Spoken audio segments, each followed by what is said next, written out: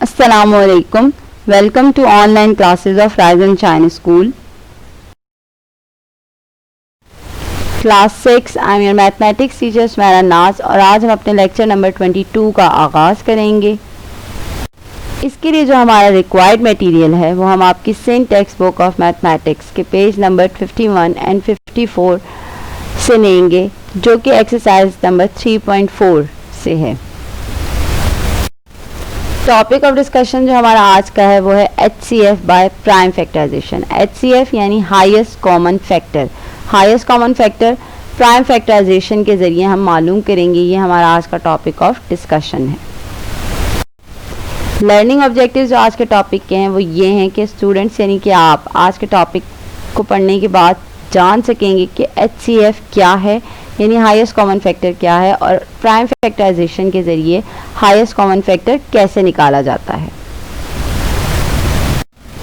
आते हैं अब अपनी एक्सरसाइज की तरफ। एक्सरसाइज है हमारी 3.4। इसका क्वेश्चन 1 है आपके पास, find HCF by prime factorisation method. यहाँ स्पेसिफिक प्राइम फैक्टराइजेशन मेथड इसलिए कर दिया गया है क्योंकि HCF को हम एक और मेथड से भी निकाल सकते हैं और वो है लॉन्ग डिवीजन मेथड। इसलिए इसे स्पेसिफाई कर दिया है कि आपने यहाँ HCF तो मालूम करना है, लेकिन किससे करना है? प्राइम फैक्टराइजेशन मेथड से। प्राइम फैक्टराइजेशन यानी आपके पास आपके क्वेश्चन में जितने भी नंबर्स मौजूद हैं, आप अलग अलग तमाम नंबर्स के फैक्टर बनाएंगे। क्या करेंगे? अलग अलग तमाम नंबर्स के फैक्टर बनाएंगे। अब देखें, पहला पार्ट जो इस क्वेश्चन का हमें दिया हुआ है वो है 50 और 75। इसके सोल्यूशन की तरफ आते हैं। 50 एंड 75 हमसे क्या कहा गया है? हमने इसकी प्राइम फैक्टराइजेशन करनी है, यानी सेपरेट इन दोनों के फैक्टर्स बनाने। 50 के अलग फैक्टर्स बनाने और 75 के अलग फैक्टर्स बनाने हैं। सो जब 50 के फैक्टर्स बनाए तो 2 2 ज़ा 4 एंड 2 5 ज़ा 10, 5 5 ज़ा 25 और 5 1 ज़ा 5। 75 के बनाए तो 3 2 ज़ा 6, 3 5 ज़ा 15। फिर ये 5 के टेबल से जाएगा, सो 5 5 ज़ा 25 और 5 1 ज़ा 5। ये तो हो गया इसके फैक्टराइजेशन। अब क्या कहा जा रहा है? HCF। HCF है क्या? यानी हाईएस्ट कॉमन फैक्टर। देखिए, आपको दिखाई दे रहा होगा स्क्रीन पर कि मैंने 50 के फैक्टर्स बनाए और 75 के। तो HCF बेसिकली यही है कि हमारे पास दो या दो से ज़्यादा जो नंबर दिए जाते हैं, हम उनके फैक्टर्स बनाते हैं। क्या बनाते हैं? फैक्टर्स। फिर उन फैक्टर्स में से जो कॉमन फैक्टर हमारे पास आता है, क्या? Common factor.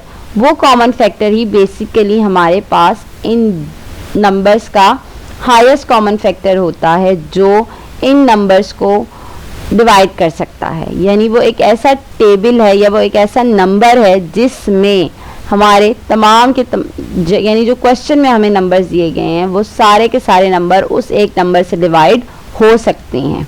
ठीक है। अब जैसे मैंने 50 के फैक्टर्स बनाए, 75 के फैक्टर्स बनाए, तो आपको स्क्रीन पे दिखाई दे रहा होगा, यानी अभी तो मैंने अलग से इसको लिखा नहीं है, लेकिन फिर भी फैक्टराइजेशन में आपको दिख रहा होगा कि यहाँ 5 है, यहाँ 5 है, यहाँ 5 है और यहाँ भी 5 है। तो ये हमारे पास यहाँ क्या है? कॉमन फैक्टर है। ठीक है, ये इसका क्या है? Common factor. सो देखते हैं, हमने फैक्टर्स ऑफ 50 को लिखा। फैक्टर्स ऑफ 50 क्या था? 2 multiply by 5 multiply by 5। Same factors of 75 लिखा, 3 मल्टीप्लाई 5 मल्टीप्लाई 5। कॉमन फैक्टर्स क्या थे? अभी मैंने आपको पीछे भी बताया कि 5 और 5 ये कॉमन आ रहा है इसमें, यहाँ भी क्या आ रहा है? 5 और 5। तो हमने इसे सर्कल कर दिया। अब ये दो बार मौजूद है ना इस एक में, तो हम इसे सिर्फ एक बार लिखेंगे। कितनी बार लिखेंगे? एक बार। सेम लाइक यहाँ भी ये दो बार मौजूद हैं, तो हम इसे कितनी बार लिखेंगे? एक बार। अभी मैंने आपको बताया कि जो कॉमन फैक्टर से नंबर आते हैं वही बेसिकली हमारे पास हाईएस्ट कॉमन फैक्टर होता है। तो ये कॉमन फैक्टर से आया है ना मेरे पास 5 मल्टीप्लाई बाय 5।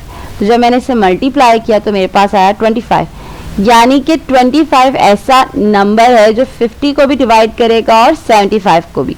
और ऐसा ही है, 25 के टेबल को अगर मैं 2 टाइम्स पढ़ूँ तो 50 आता है और 3 टाइम्स पर 75 आता है। यानी 25 वो हाईएस्ट कॉमन फैक्टर है जो 50 और 75 दोनों को डिवाइड कर सकता है।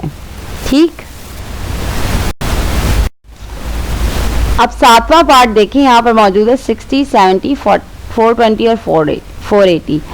अब आपको हाईएस्ट कॉमन फैक्टर का तो पता चल गया होगा कि हाईएस्ट कॉमन फैक्टर क्या है, वो फैक्टर जो क्वेश्चन में मौजूद हमारे तमाम नंबर्स को आसानी से डिवाइड कर ले। अब यहाँ भी हमारे पास ये जो 4 नंबर्स दिए हुए हैं, हम इन चारों के अलग अलग फैक्टर्स बनाएंगे।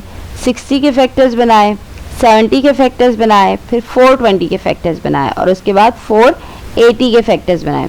60 के फैक्टर बनाए तो 2 3 ज़ा 6 0, 2 1 ज़ा 2, 2 5 ज़ा 10, 3 5 ज़ा 15 और 5 1 ज़ा 5। ये हमारे पास हो गया 60 के फैक्टर्स। 70 के बनाए 2 3 ज़ा 6, 2 5 ज़ा 10, 5 7 ज़ा 35 और 7 1 ज़ा 7। 420 के फैक्टर्स बनाए 2 2 ज़ा 4, 2 1 ज़ा 2 एंड 0। 2 10 का बनेगा तो 2 1 ज़ा 2, 1 2 के टेबल में नहीं आता सो 0 आ गया इसकी जगह। 1 0 से मिला तो 10, 2 5 ज़ा 10, 3 3 ज़ा 9, 1 वहाँ चला गया, 3 5 ज़ा 15, 5 7 ज़ा 35 और 7 1 ज़ा 7।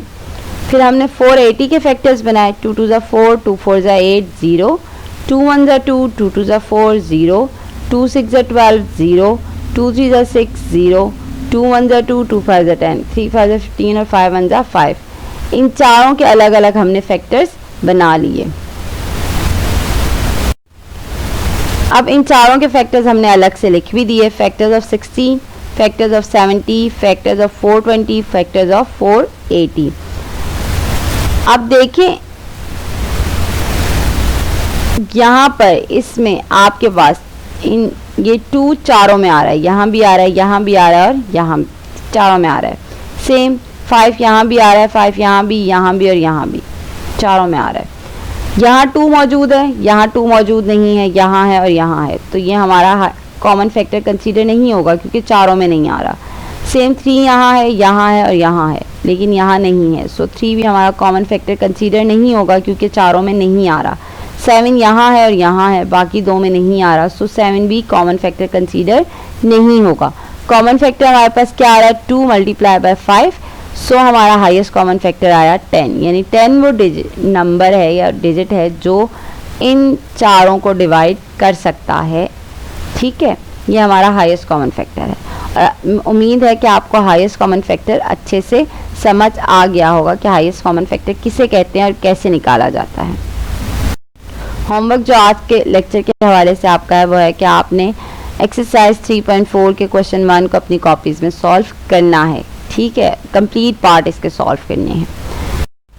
इस लेक्चर में आपको किसी भी किस्म की कोई कन्फ्यूजन है या कोई स्टेप आपको समझ नहीं आया तो आप मुझसे डिस्कशन बॉक्स में इसके हवाले से क्वेश्चन कर सकते हैं। मेरा आज का लेक्चर यहाँ हुआ ख़त्म। Thank you. उम्मीद है आपको ये लेक्चर अच्छे से समझ आया होगा।